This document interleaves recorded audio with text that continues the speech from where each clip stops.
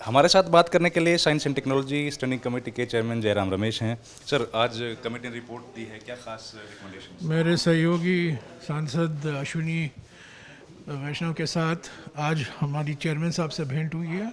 7 report हमने पेश की है और ये एक्शन टेकन रिपोर्ट है। जो स्टैंडिंग कमेटी सिफारिशें देती हैं वो मंत्रालय को पेश किए जाते हैं, मंत्रालय उस पर अध्ययन करता है और जो सिफारिशें स्वीकारते हैं उस पर विचार होता है, जो नहीं स्वीकारते हैं उस पर एक रिपोर्ट तैयार किया जाता है।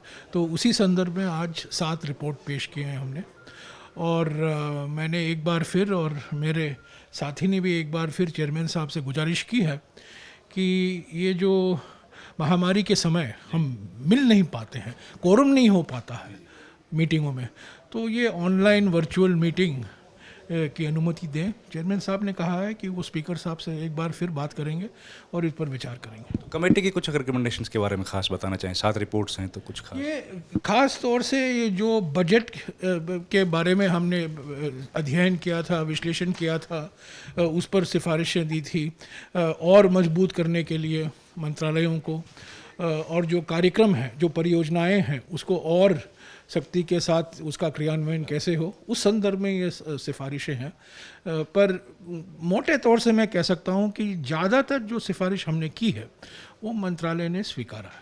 सर, एनवायरनमेंट जो है वो एक बड़ा अहम इशू है। साइंस एंड टेक्नोलॉजी उस पर भी काम करता रहा ये जो आपका स्टैंडिंग कमेटी, तो उसके बारे में भी कुछ है खासतौर पे ऐसे समय जब पॉल्यूशन बिल्कुल पीक पे है? ये एक विशेष मीटिंग भी हुआ था समिति का, जो प्रदूषण और ये महामारी के बीच में जो गहरा ताल्लुकात है, और ये इसमें दो राय नहीं हो सकती, इसमें कोई शक नहीं है कि प्रदूषण के कारण महामारी का असर और नकारात्मक हुआ है। ख़ास तौर से उत्तर भारत में, दिल्ली में देखने को मिला है। उस पर हमने विचार की, हमने बातचीत की। मंत्रालय, स्वास्थ्य मंत्रालय, पर्यावरण मंत्रालय, शहरी विकास मंत्रालय के अफसर आए थे और जो कार्रवाई करनी है केंद्र सरकार की ओर से, राज्य सरकारों की भी इसमें एक बहुत भारी जिम्मेदारी है।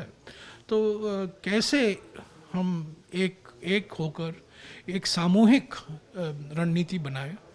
रणनीति के अलावा परियोजनाएं लागू करना बहुत ज़रूरी है। आखिरी बात सर, कि कोरोना की जो महामारी है, साइंस एंड टेक्नोलॉजी कमेटी, क्या उसके बारे में किसी तरह का आप लोग किसी को बुलाने वाले हैं? उस पर भी तो हमने 1-2 बारी अफसरों को बुलाया था। जो वैक्सीन का विकास हो रहा है, अभी प्रधानमंत्री भी गए हैं।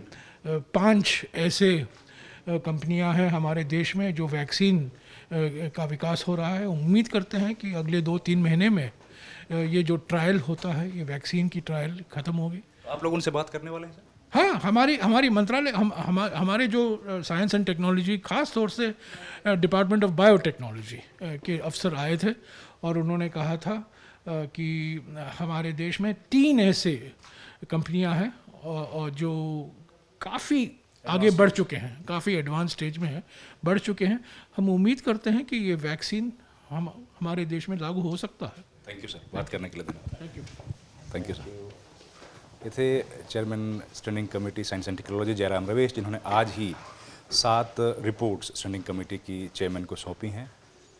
कैमरामैन सुरेश के साथ रविंद्र सिंह शोराण, राज्यसभा टीवी।